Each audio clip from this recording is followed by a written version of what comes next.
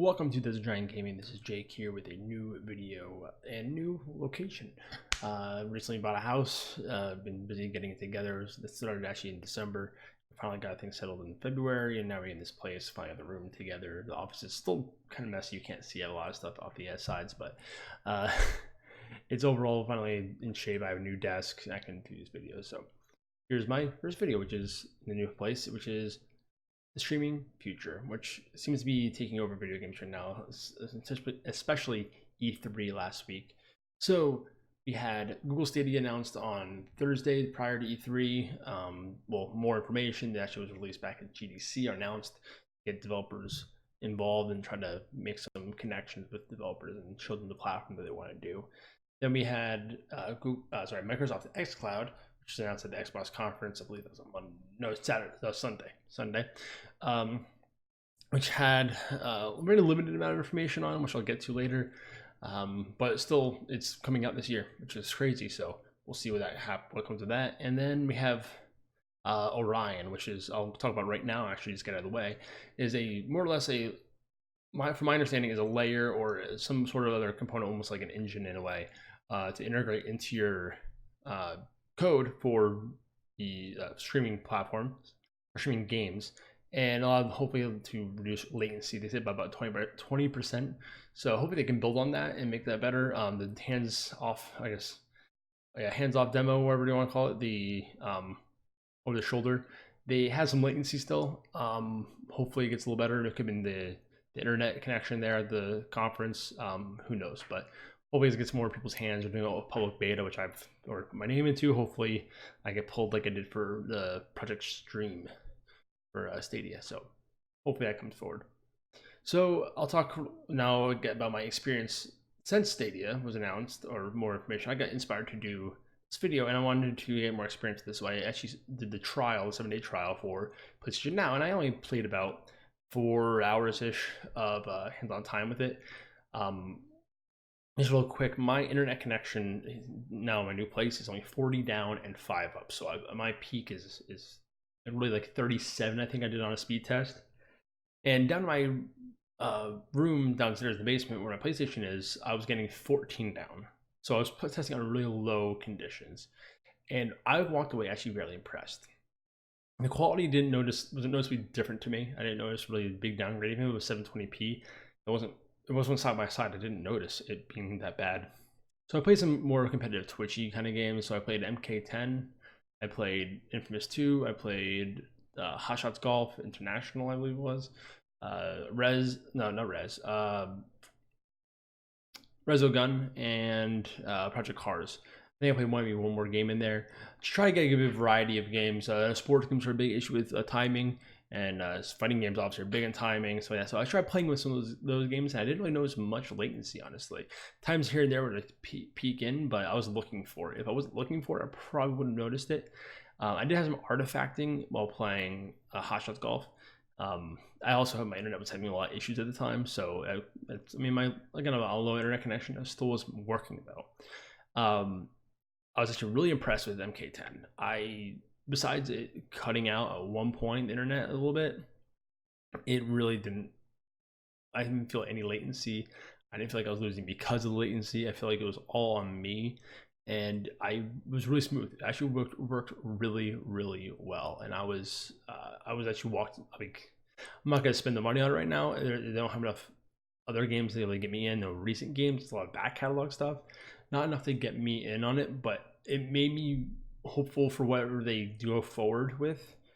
They've actually recently announced that they are partnering with Microsoft to use the Azure, whatever the actual pronunciation of that is. We're working with them to work on their streaming platform. So I'm expecting probably early next year for the PlayStation 5 launch, they'll have more information about that. They'll be a little behind, unfortunately, but I hope they do a good job with that and put something together to really have more competition breeds better technology. So I'm excited to see where this goes forward with that. I walked away really impressed. Then we had xCloud's announcement. So I want to end with Stadia. xCloud's announcement was very brief and very limited. They mentioned a streaming from your console, which is more or less remote play, which PlayStation's had for a while. That's been fine. It's been fine on PlayStation. It works. It does its job. I'm interested on how well it's going to work with their cloud servers, since they do have big Microsoft as a company has big investment in store and cloud. So I'm interested in how it's going to work. They also announced a server-side streaming, so similar to Google Stadia, where you're streaming off of their servers the games that you may not have. So I like the idea of having your library there. It works with Game Pass, they mentioned as well. They have no idea payment, no internet requirements, minimum, maximum for what you're going to get out. It's still very limited, and it's coming out on one of, let's say, October, if I remember correctly. It's only before Stadia's, which is coming out in November. So it's interesting. They have little information. It's coming out soon, and it didn't do a beta that we know of. So I'm intrigued by it. I hope it does well. I'm a big Sony guy, but I root for a competition, especially in this platform, especially in this future. More hands in the market means more investment from outside companies. If there's more platforms available, more people will invest. So that's what I'm hoping for at this. I saw some hands-off stuff with Greg Miller was just showing the latency, like really just moving the control with one stick and holding his phone in the other hand. And there was some latency, most noticeably on Tomb Raider. It was very, very, actually pretty noticeable. Hopefully, maybe it was just the internet connection there. It was on a phone, so between the phone's Wi-Fi and the conference being super congested, I'm hoping that was just the issues. But it ran games on a phone, but we have no idea what other platforms it's on. If it's going to be on iOS, if it's going to be on Android, if it's going to be on Roku or Apple TV. How am I going to play games on my TV? Is it going to work off a Chromecast? Like, we don't know that, but we know a lot of that with Stadia. So with Google Stadia, I actually was part of the Project Stream beta. So they did a whole beta back in, I think it was November last year. Overall, honestly, it worked really well. I had a few issues where the internet was a little finicky. It artifacted a little bit, but nothing that took me away from it or took me really out of the experience of the game. Google Stadia seems like a good platform for these big open world games where I can take on the go, play on my phone, even though I'm local.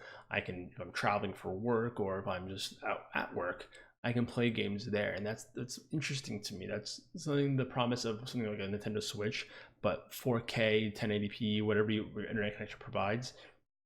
It's a higher ceiling than floor, really, with this, as long as you have the internet connection and data cap available, which comes to the issues of Google Stadia, which is, do you have good internet? Because the internet in the US is very limited, and data caps, which are a problem. I believe I don't have one, but data caps are an issue. And I mean, I was doing Google Project Stream on 100 up and down with Google Fiber, Project Fios, and ran into my PC is on Wi-Fi. We're getting about 30 up and down, and I noticed a few issues here and there, but otherwise it was pretty much seamless. So if you're around that range, I would still expect that kind of level of quality, like good quality, if you have that kind of internet, which if you're a metropolitan area, this is made for you. This is made for certain people in certain locations. So Google Stadia is actually launching in November this year.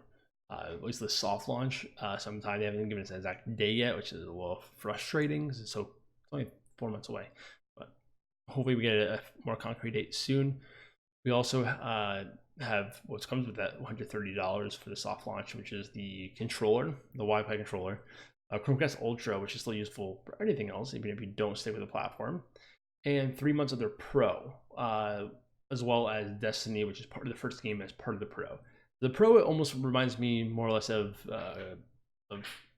PlayStation Plus or Games with Gold, where you pay monthly, you get discounts on games on some games, and you also get free game.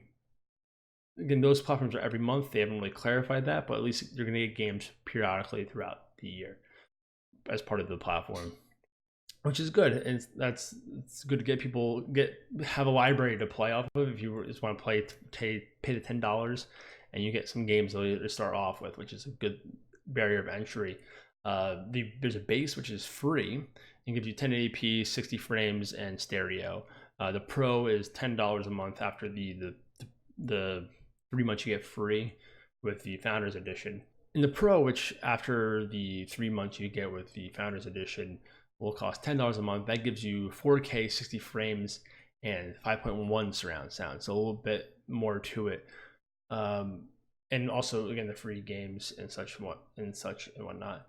So there's a low barrier entry. You can use any controller if you, especially if you're using PC. Again, they haven't like clarified if I can use PlayStation controllers on using Chromecast or other devices like that, or tablets. They haven't really. I'm assuming tablets you can, because you can connect most of them to their iPads.